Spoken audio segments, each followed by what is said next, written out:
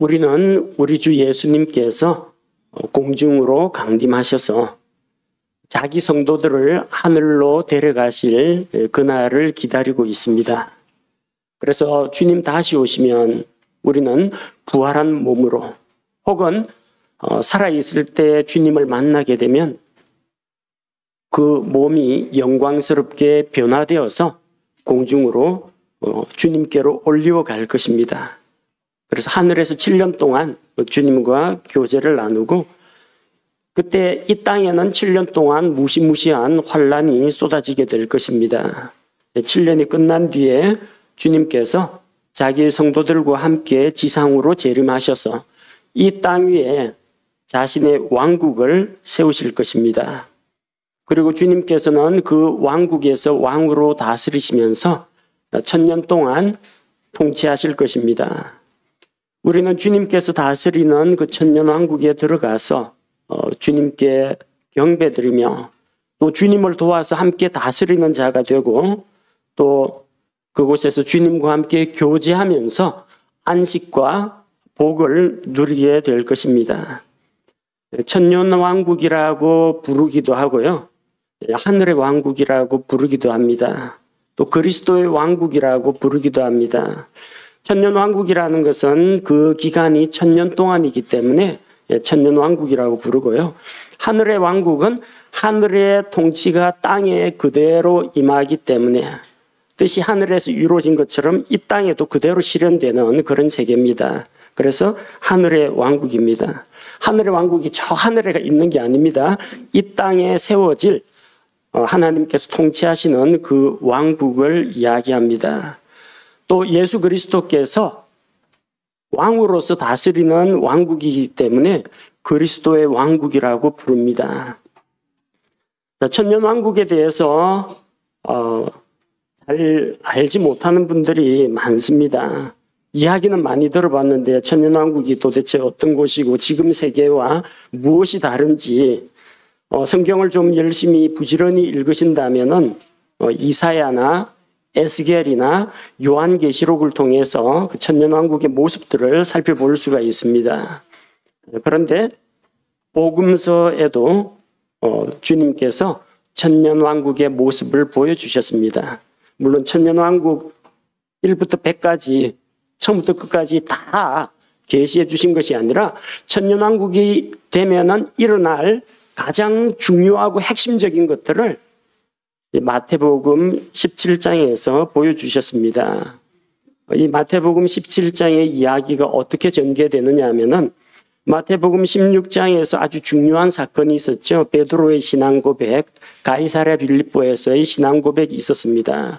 주는 그리스도시요 살아계신 하나님의 아들이십니다. 이런 신앙 고백을 했고 예수님께서는 이 반석 위에 반석이신 자기 위에 자신의 교회, 주님의 교회를 세우실 것을 말씀하셨습니다. 그리고 예수님께서는 자기가 예루살렘에 올라가면은 수제사장들과 서기관들과 바리새인들에게 핍박을 받고 고난을 받아서 이방인들의 손에 넘겨질 것이요 또 십자가에 못 박혀 죽고 셋째 날에 다시 죽은 자들로부터 일어날 것을 말씀하셨습니다. 그리고 예수님께서는 주님 자신이 아버지의 영광 중에 이 세상에 다시 오실 것을 말씀하셨습니다. 그것이 27절에 나오는 말씀입니다. 마태복음 16장 27절에 사람의 아들이 자기 아버지의 영광 중에 자기 천사들과 함께 올 것이요. 그때 그가 각 사람에게 그의 행위대로 갚아주리라. 주님께서 이 땅에서는 영광을 받으신 것이 아니라 고난과 멸시와 조롱과 핍박을 받으셨습니다. 그런데 아버지의 영광 중에 천사들을 거느리고 자기의 성도들을 데리고 이 땅에 오실 때가 있는데 그때 주님께서 각 사람이 행한 대로 갚아주실 것이라고 했고 또 바로 그것을 너희 제자들 가운데 일부는 보는 사람들도 있다고 했습니다. 28절에 진실로 내가 너희에게 이르노니 여기 서 있는 사람들 중에는 죽음을 맛보기 전에 사람의 아들이 자기 왕권을 가지고 오는 것을 볼 자들도 더러 있느니라 하시니라. 제자들 가운데 다 보지는 못하고 일부가 그것을 보았습니다. 3명의 제자들 베드로, 야고보, 요한 이 3명은 그것을 보았습니다. 이 마태복음 16장 28절에 이어지는 내용이 17장 1절인데 사실 성경이 처음 기록될 때에는 마태가 이걸 기록하면서 1장 쫙 긋고 제2장 긋고 1절 적고 2절 적고 이렇게 적은 게 아니라 통으로 처음부터 끝까지 적은 겁니다. 근데 성경이 이렇게 분량이 많으니까 어디 좀 찾아가지고 읽으려고 하면은 통일이 안 되는 거예요. 오늘날처럼 이게 행간이나 폰트나 이게 고정되어 있는 게 아니라 사람마다 글씨체가 천차만별이에요. 몇 페이지 펴라고 하면 못 펴니다. 다 달라요. 내가 가진 3페이지하고 저 사람이 가진 3페이지하고 달라요. 나는 벌써 16장이 저쪽 편으로 넘어가 있고 어떤 사람은 글씨를 깨알같이 작게 쓴 거는 아직까지 장수가 넘어가지 않은 그런 사본들도 있을 수가 있다는 겁니다. 그래서 뭔가 통일을 하기 위해서는 성경 전체 흐름에 따라서 이거를 장으로 나누고 절로 나누는 구분 작업이 필요했다는 겁니다. 그것은 근래 와가지고 이루어진 일입니다. 그래서 실은 이 16장하고 17장을 따로 읽을 것이 아니라 16장 28절에서 17장 1절은 아주 자연스럽게 바로 그 아래쪽 문장으로 이어지는 내용이라는 겁니다. 이런 맥락에서 이 성경 말씀을 봐야지 그러지 않으면 28절을 참으로 이해하기가 어렵습니다. 예수님의 제자들 가운데 죽기 전에 예수님께서 왕권을 가지고 오는 것을 본 자들이 있다고 했는데 예수님은 왕권을 가지고 오기도 전에 십자가에 못 박히시고 죽으시고 부활하시고 승천하셨는데 제자들 가운데 도대체 누가 이것을 보았느냐? 이해를 못하는 분들이 있습니다. 그런데 예수님께서 왕권을 가지고 오신 그 모습이 17장에 나오는 변화산 사건에서 일어났습니다. 그래서 16장과 17장은 이어지는 내용이라는 거. 17장의 내용이 바로 예수님께서 자기 아버지의 영광 중에 오신 바로 그 사건을 이야기하고 또 예수님의 제자들 가운데 들어 일부 제자들이 그것을 목격했다는 것을 우리가 알 수가 있습니다. 변화산에서 나타난 그 천년왕국의 모습은 어떤 모습이었는지 오늘 본문 말씀을 통해서 하나씩 짚어보도록 하겠습니다. 첫째로 천년왕국은 예수님께서 왕권을 가지고 다스리시는 곳입니다. 변화산에서 일어난 사건은 예수님께서 왕권을 가지고 이 땅 위로 오셨을 때 일어날 일들을 보여줍니다.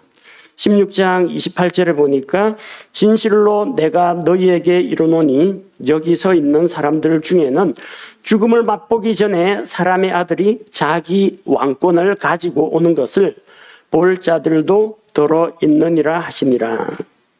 자, 왕권, 왕의 통치권을 이야기합니다. 지금 이 세상은 사악한 마귀의 지배를 받고 있습니다. 아담이 마귀의 말에 순종하여 마귀에게 복종했기 때문에 마귀의 종이 되었습니다. 너희가 자기를 누구에게든지 드려서 누군가에게 자기를 순종하면 그 자기가 순종을 바치는 그 사람의 종이 된다고 했습니다. 하나님의 말씀에 순종해야 할 아담이 마귀의 말에 순종했습니다. 에덴 동산에서 마귀의 종이 되었습니다. 종은 재산권이 없습니다. 종이 가지고 있는 모든 것은 주인의 소유가 됩니다. 아담은 하나님께서 이 창조 세계를 다스릴 수 있는 권능을 주었습니다. 근데 그 권능이 마귀에게로 넘어갔습니다. 그래서 마귀가 이 세상의 통치자, 이 세상의 왕노릇하고 있는 겁니다. 자, 그러나 그 마귀가 차지하고 있는 그 왕권은 예수 그리스도께서 이 땅 위로 오실 때 마귀는 쫓겨나고 그리스도께서 통치하시는 왕국이 세워진다는 겁니다. 십자가에서 죽기 전에 예수님을 믿고 구원받은 강도가 그토록 원했던 것이 주님의 왕국에 들어가는 것이었습니다. 이스라엘 사람들, 예수님의 십자가 밑에 있는 그 사람들은 예수님을 환영하지 않았습니다.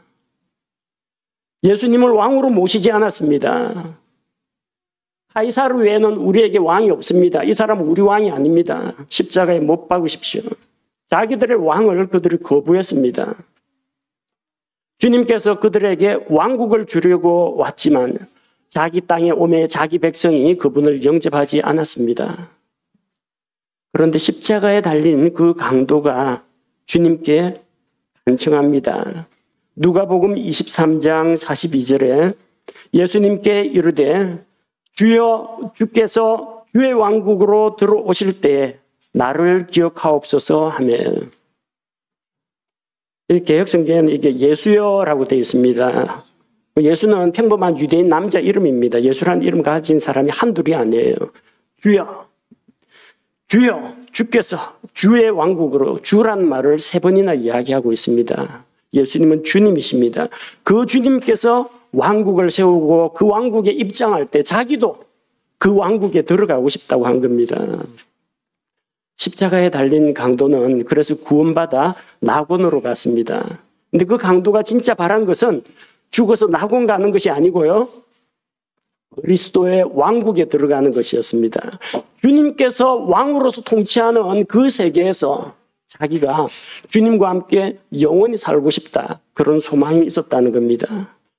십자가 밑에서 예수님을 조롱하고 있는 수제사장, 서기관, 바리새인, 사두개인, 이런 사람들보다 이 사람의, 이 강도의 믿음이 더 나은 겁니다. 예수님께서는 왕으로 오십니다. 그리고 천년왕국에서 공평과 정의로 온 세상을 다스릴 것입니다. 이사야 9장 7절 말씀해 보니까, 이사야 9장 7절, 그의 정권과 화평의 번창함이 끝이 없으며 그가 다윗의 왕좌와 그의 왕국 위에 군림하여 그것을 정비하고 이제로부터 영원토록 판단의 공의와 정의로 그것을 굳게 세우리라. 만군의 주의 열심히 이것을 이루리라. 예언자 이사야가 예언한 바와 같이 예수님께서 왕으로 오셔서 정권을 잡고 다윗의 왕좌에 앉아서 왕국을 다스릴 것이라고 했습니다.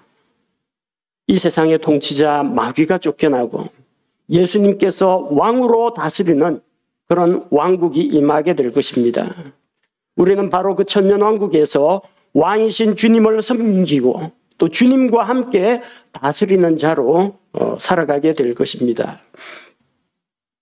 둘째로 천년왕국에 대해서 우리가 생각할 수 있는 것은, 천년왕국은 예수님께서 영광을 받으신다는 겁니다. 2절 말씀해 보니까 그들 앞에서 모습이 변하시매 그분의 얼굴이 해같이 빛나고 그분의 옷이 빛같이 희게 되었더라. 예수님의 얼굴에 광채가 납니다. 옷이 이 땅에서 세탁하는 자가 그렇게 하얗게 세탁할 수 없을 만큼 환하게 빛이 나는 정도로 밝아졌습니다. 주님의 영광스러운 모습입니다.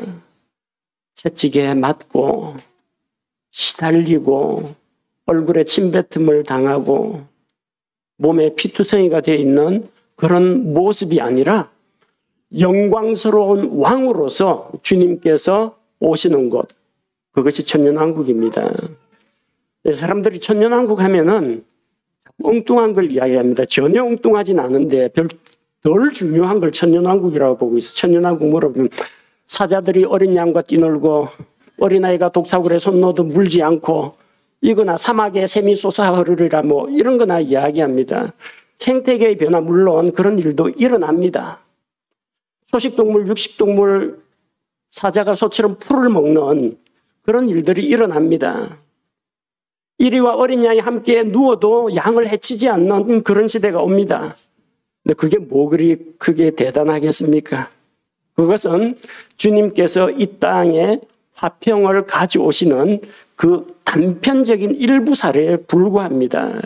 천년왕국은 사자들이 어린 양과 뛰놀고 이게 중요한 게 아니라 예수님께서 영광을 받으시는 곳이 천년왕국이라는 겁니다. 예수님 이 세상에 처음 오실 때, 초림할 때는 고운 모양도 없고 풍채도 없고 연약한 모습으로 오셨습니다. 자기 한 몸 늘 자리가 없어가지고 베들레헴 마구간 말구유 위에 누워 계셨습니다. 가난한 목수의 아들로 살아가셨습니다. 사람들과 같은 생활을 하면서 우리와 같은 성장 과정을 거치셨고 사람들이 겪는 고난과 슬픔과 아픔, 굶주림, 배고픔 이 모든 것들을 다 겪으셨습니다. 마지막으로 죽음의 고통까지도 겪으셨습니다.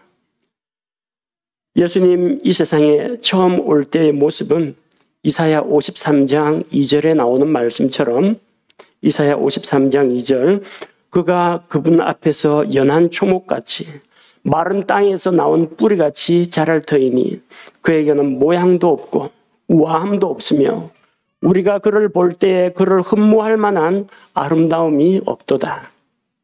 이런 연약하고 또 비천한 모습으로 오셨습니다. 그러나 우리 주님께서 영광 중에 다시 오실 때는 하나님의 아들로서 온 세상의 통치자로서 임하게 될 것입니다. 권능과 영광을 가진 왕으로 임하시게 될 것입니다. 사도 요한은 계시를 통해서 하늘에 계신 영광스러운 예수님의 모습을 보았습니다.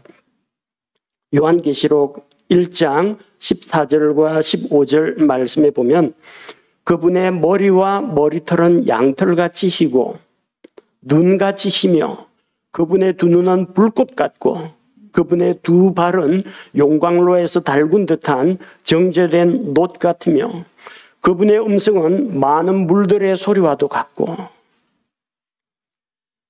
머리가 양털같이 희다는 것은 예수님이 늙어서 백발이 됐다는 이야기가 아니고요.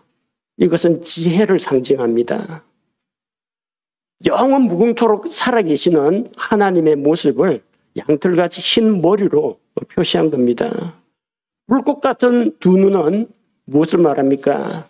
불꽃은 더러운 것들을 소멸시키고 깨끗하게 정화시키는 그런 역할을 합니다. 지금도 불꽃 같은 두 눈으로 선한 자와 악한 자를 주님께서 감찰하고 계십니다. 그분의 두 발은 용광로에서 달군 정제된 놋과 같다고 했습니다. 성경에서 놋은 심판의 상징입니다. 그분의 음성은 많은 물들의 소리와 같다고 했습니다. 장엄하고 위엄이 있는 주님의 음성을 나타냅니다. 우리 주님께서는 이 세상에 처음 사람의 몸으로 오셨을 때는 연약함 가운데 쌓여 있었습니다. 그러나 다시 오실 때, 두 번째 오실 그때에는 영광스러운 왕으로 오십니다. 우리 예수님을 믿고 구원받은 성도들은 예수님의 십자가 죽음과 부활에 함께 연합한 자들입니다. 우리는 그 주님의 영광에 함께 참여하게 될 자들입니다. 우리는 부활하거나 변화된 영광스러운 모습으로 그 왕국에서 주님과 영광을 함께 누리게 될 것입니다. 천년왕국은 주님께서 영광 받으시는 곳이고 주님과 연합한 우리도 그 영광에 동참하게 될 것입니다. 셋째로 천년왕국에서는 모든 성도들이 함께 만나게 됩니다. 3절 말씀해 보니까 보라 모세와 엘리야가 그분과 이야기하는 것이 그들에게 보이거늘. 변화산에 모세와 엘리야가 나타났습니다. 두 사람 다 구약시대의 사람들입니다. 모세는 요르단강 동편 모압 땅에서 느보산에서 죽었습니다. 죽어서 묻혔습니다. 엘리야는 요르단강 동편으로 건너가서 거기서 하나님께서 회오리 바람으로 공중으로 데리고 가셨습니다. 한 사람은 죽었다가 부활한 모습으로 나타났고 한 사람은 죽음을 맛보지 않고 하늘로 올려 갔던 사람인데 이 두 사람 다 변화산에서 나타났다는 겁니다. 천년왕국에서는 모든 시대의 하나님의 백성이 함께 만나게 됩니다. 모세는 율법 시대의 사람입니다. 엘리야는 예언자 시대의 사람입니다. 누가복음 16장 16절에서 율법과 예언자들은 요한까지요. 그때 이후로는 하나님의 왕국이 선포되어 사람마다 그리로 밀고 들어가느니라. 침례자 요한 이전까지는 율법의 시대, 예언자 시대였습니다. 근데 침례자 요한 이후로 율법과 예언자 시대는 끝났습니다. 그 자리에 주님과 함께 참여한 베드로, 야고보, 요한, 이 세 사람은 침례자 요한 이후의 사람입니다. 교회 시대의 사람들입니다. 율법 시대의 사람들, 예언자 시대의 사람들, 교회 시대의 사람들 다 변화산에 나타났습니다. 다 천년왕국에서 함께 만날 사람들이라는 겁니다. 천년왕국에는 구원받은 성도들만 들어갑니다. 세 종류의 성도들이 있습니다. 모세는 육체의 죽음을 겪은 사람입니다. 한번 죽었다가 부활한 성도들을 대표하고 있습니다. 엘리야는 죽음을 보지 않고 하늘로 올려갔습니다. 죽지 않고 휴거된 성도들의 예표입니다. 만약 우리가 살아있을 때 예수님께서 공중 강림하신다면 우리는 죽음을 경험하지 않고 주님께로 변화된 몸으로 들려 올라가게 될 것입니다. 베드로, 요한, 야고보는 죽었다가 부활한 사람도 아니요, 몸이 변화된 사람들도 아닙니다. 이 땅에서 살고 있던 그 생물학적인 몸을 그대로 가지고 변화산에 올라갔습니다. 그들은 현재의 몸을 입고 변화산에 나타났습니다. 천년왕국에도 지금 현재의 몸을 가지고 들어가는 환란기 성도들이 있습니다. 환란기에 많은 사람들이 자기 믿음을 지키다가 순교하는 성도들이 있습니다. 그런데 적그리스도의 이 핍박을 피해가지고 이리 피하고 저리 숨고 다른 데로 도망가고 주님 오실 때까지 끝까지 살아남아 있다가 살아남아 있는 현재의 이 몸을 가지고 천년왕국에 들어가는 자들이 있습니다. 베드로, 요한, 야고보를 보면 그런 사람이 천년왕국에도 있다는 것을 알 수가 있습니다. 천년왕국에서는 모든 성도들이 함께 만나게 될 것입니다. 우리 가운데 같은 믿음을 가지고 있던 부모나 형제를 먼저 떠나보낸 분들도 있을 겁니다. 많이 보고 싶고 또 안타깝고 또 서운하겠지만 조금만 참고 기다리면 다시 만날 날이 있다는 겁니다. 거기서 여러분이 보고 싶은 성경 인물들을 만나게 될 것입니다. 여러분은 아브라함도 만날 테고 다윗도 만날 테고 아담 할아버지도 만날 테고 고레배 속에 들어갔다가 죽었다가 살아난 요나도 만날 테고 그리고 사도 바울도 베드로도 다 만나게 될 겁니다. 훌륭한 믿음의 선배들, 성경에 기록되어 있는 성경 인물들, 위대한 인물들 우리가 같은 믿음 안에서 하나님의 백성으로 다시 만나게 될 것입니다. 그리고 거기서 여러분은 보고 싶지 않은 얼굴을 보게 될 수도 있습니다. 차라리 불신자들은 마음이 좀 불편하거나 얽혔으면 한 대 치고받고 그다음에 딱 한잔하고 딱 깨끗하게 털어버리고 하는데 이 예수 믿는 사람들은요 뒤끝이 한번 생기면 좀 오래 갑니다. 그래가지고 좀 안 좋은 옛날에 같은 그리스도인인데 좀 안 좋은 기억들이 있는 그런 분들 어쨌든 다시 만나게 됩니다. 그 사람들 행위로 구원받는 건 아니니까 우리와 마찬가지로 하나님의 은혜로 믿음을 통해서 구원을 받습니다. 거기 가서 또 보게 될 겁니다. 그러니까 만약에 성도들 가운데 좀 마음이 불편하거나 맺힌 게 있거든 이렇게 살아있을 때 다 풀고 가는 것이 좋을 겁니다. 넷째로 천년왕국에서는 우리가 주님과 대면하여 보고 교제하게 됩니다. 변화산에서 모세와 엘리야가 나타나서 예수님과 함께 이야기를 나눴습니다. 예수님 제자들도 변화산에서 주님과 마주 대하고 이야기를 나누었습니다. 지금은 우리가 주님을 어떤 물리적인 실체로 직접 대면하여 보지는 못합니다. 성경 말씀을 통해서 주님께서 하신 말씀을 통해서 주님의 성품이 어떠하고 주님이 무엇을 좋아하시고 뭘 싫어하시고 뭘 미워하시는지 알게 됩니다. 기도와 말씀을 통해서 주님과 교제를 나눌 수가 있습니다. 그런데 주님께서 다시 오셔서 우리가 주님을 직접 만나면 얼굴과 얼굴을 마주 대하고 보게 될 것입니다. 천년왕국에서는 이런 일이 이루어질 겁니다. 고린도전서 13장 12절 말씀에 보면은 우리가 지금은 거울을 통하여 희미하게 보나 그때는 얼굴을 마주 대하여 보며 내가 지금은 부분적으로 아나 그때는 주께서 나를 아시는 것 같이 나도 알리라. 지금은 우리가 거울로 보는 것처럼 희미하다고 했습니다. 저 뒤에 거울 보니까 선명하게 잘 보이는데요. 그런 분도 있는데요. 그 당시에는 저런 거울이 없었고 그 동판, 구리판을 이게 기름 발라가지고 열심히 닦습니다. 그럼 반질반질 광이 납니다. 동경, 구리 거울로 봤어요.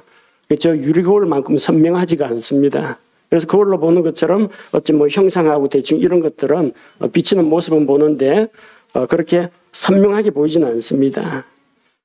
우리가 지금 모든 것을 주님에 대해서 모든 것을 알지를 못하고 이 성경 말씀에 대해서도 우리가 모든 것을 다 이해하고 다 깨닫고 그러지는 못합니다.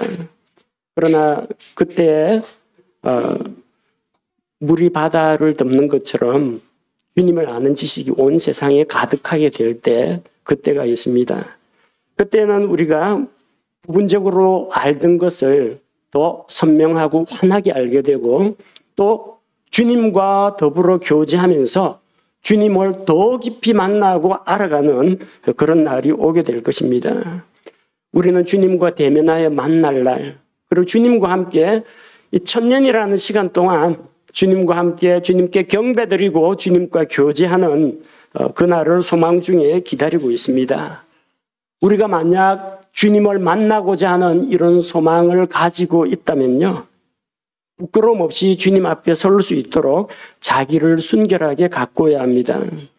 요한일서 3장 2절과 3절 말씀해 보니까 요한일서 3장 2절과 3절 사랑하는 자들아 이제 우리는 하나님의 아들들이니라.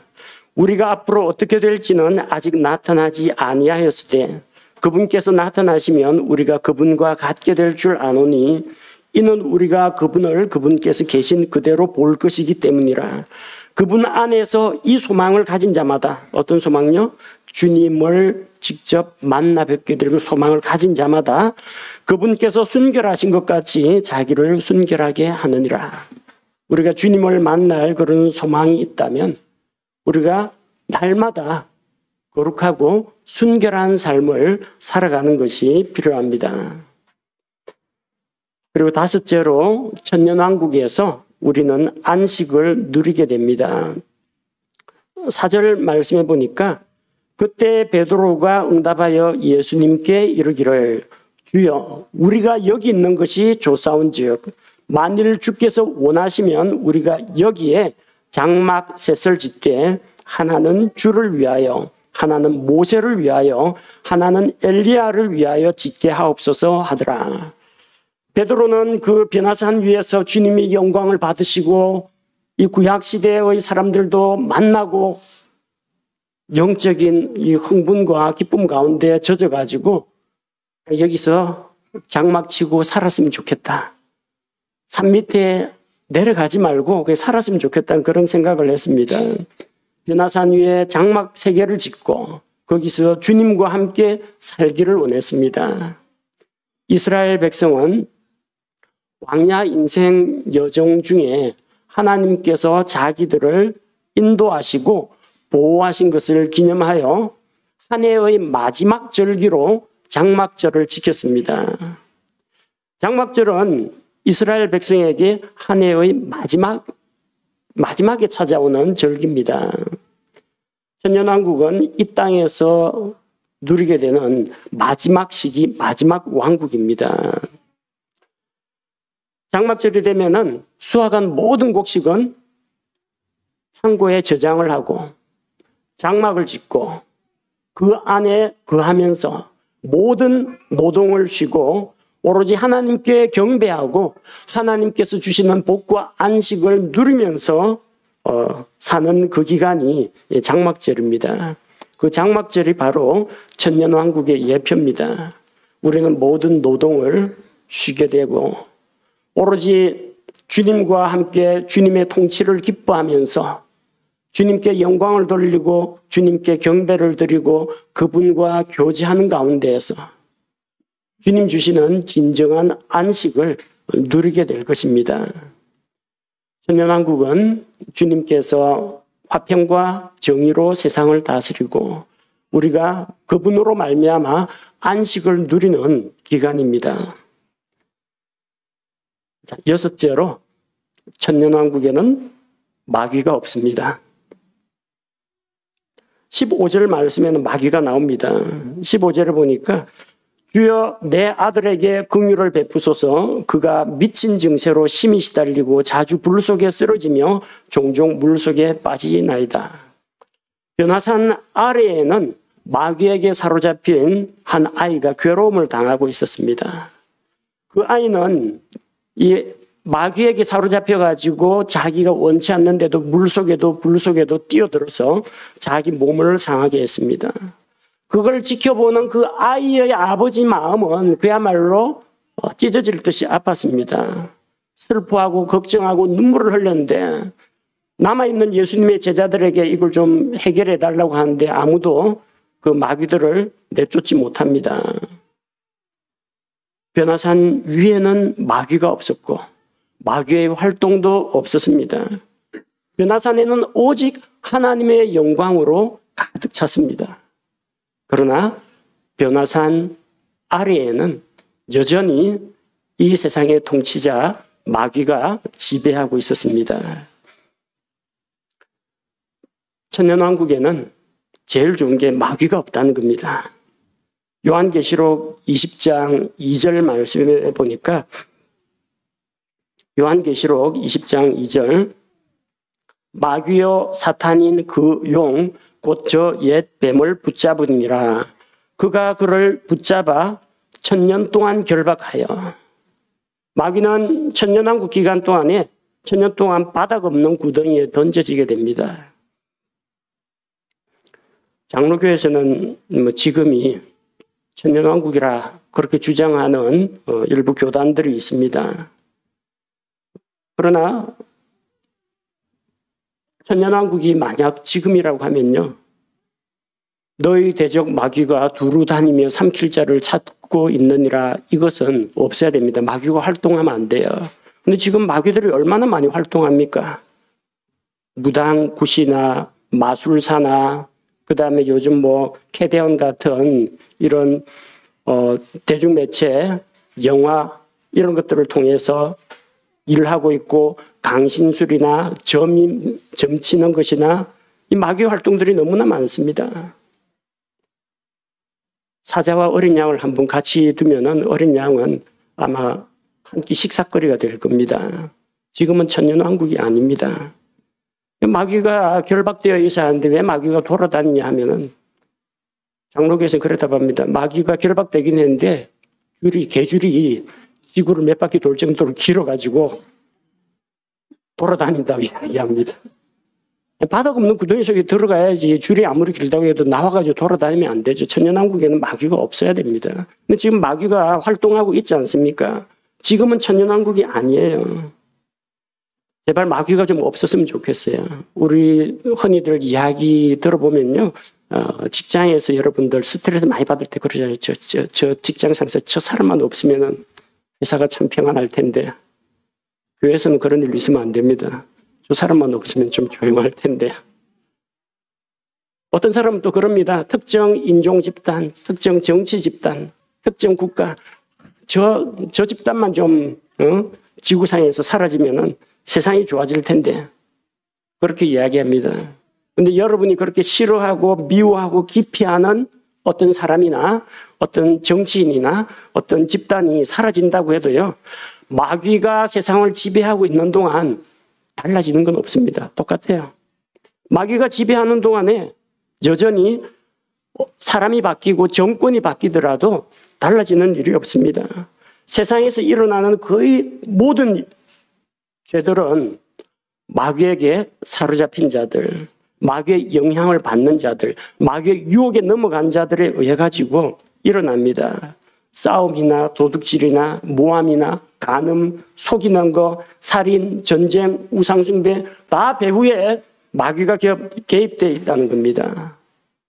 그래서 진짜 살기 좋은 세상이 되려면요, 사자들이 어린 양과 뛰노는 게 중요한 게 아니라 마귀가 없어져야 돼요. 마귀가 사라져야 살기 좋은 세상이 됩니다. 믿는 성도들을 대적하고 성도들을 핍박하고 사람들을 죄로 이끌려고 유혹하는 저 악한 마귀가 우리 눈앞에서 없어지면 얼마나 좋을까요? 하나님의 영광이 임한 변화산에는 마귀가 없었습니다. 마찬가지로 천년왕국 기간에 마귀는 붙잡혀가지고 결박된 채 바닥 없는 구덩이에 던져지게 될 것입니다.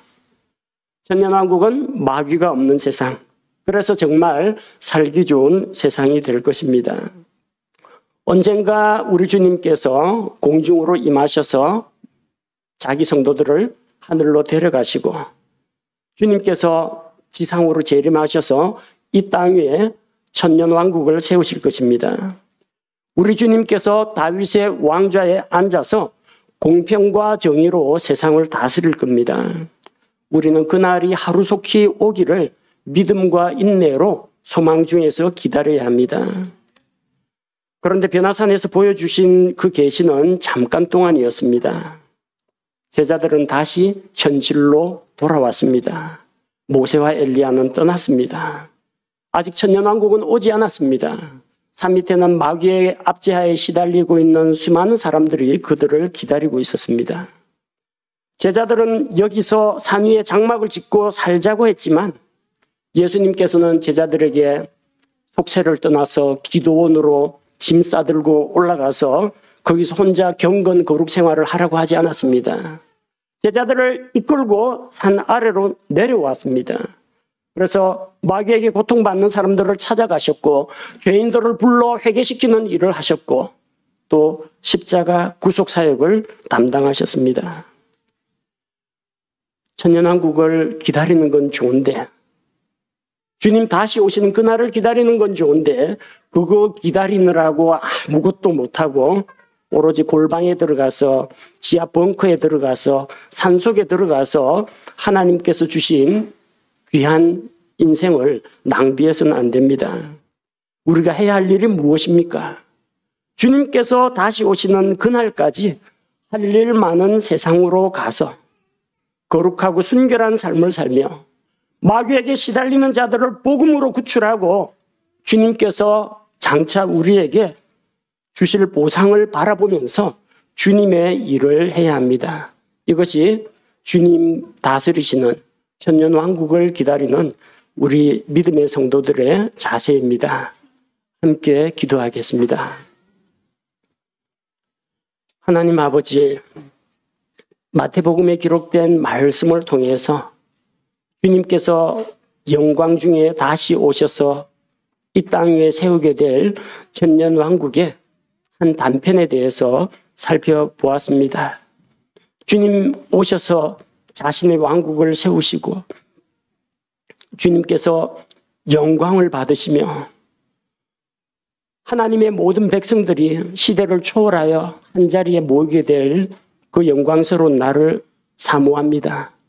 그때 우리도 주님과 얼굴과 얼굴을 마주 대하여 주님께 경배드리고 주님과 교제를 나누며 주님 다스리시는 그 왕국에서 평화와 안식을 누리며 주님의 복을 누리기를 원합니다. 마귀가 없는 세상, 주님의 영광이 가득한 세상, 주를 아는 지식이 가득 차 있는 세상, 주님께서 영광 가운데 다스리시는 그 왕국을 소망하며 오늘 하루도 이 한 주도 살아가는 때 주님 우리가 믿음으로 승리하게 하시고 거룩한 삶을 살아가게 하시며 복음을 전하며 열매 맺는 삶을 살아가도록 우리를 다스리시고 이끌어 주옵소서. 예수님의 이름으로 기도합니다. 아멘.